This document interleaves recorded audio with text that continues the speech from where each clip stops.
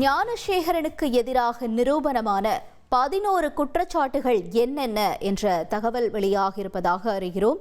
கூடுதல் விவரங்களை எமது செய்தியாளர் சுரேஷ் வழங்கிட நாம் கேட்போம். சுரேஷ், வணக்கம். இந்த 11 குற்றச்சாட்டுகள் என்னென்ன நிரூபணமாக இருக்கிறது தொடர்பான தகவல்களையும் பகிர்ந்துக்கோங்க.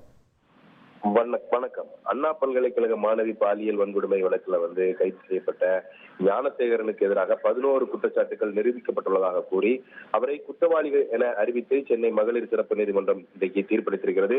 தண்டனை விவரங்கள் ஜூன் 2ஆம் தேதி அறிவிக்கப்படும் என்றும் நீதிமன்றம் அறிவித்திருக்கிறது.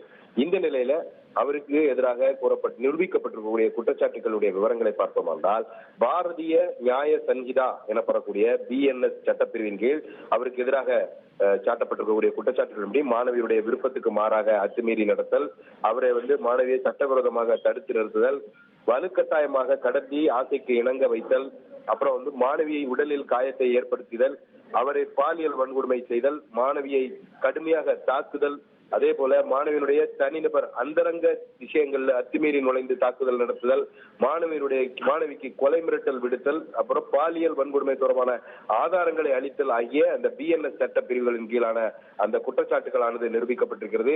அதே போல தகவல் தொழில்நுட்ப சட்டத்தின் 66E என்ற பிரிவின்படி தனிநபருடைய அந்தரங்க உரிமைகளை மீறும் குற்றச்சாட்டு நிரூபிக்கப்பட்டிருக்கிறது.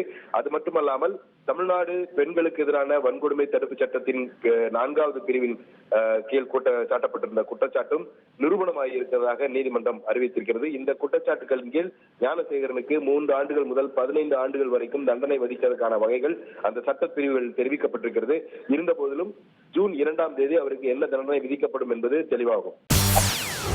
செய்திகளை உடனுக்குடன் தெரிந்து கொள்ள உடனே சப்ஸ்கிரைப் பண்ணுங்க.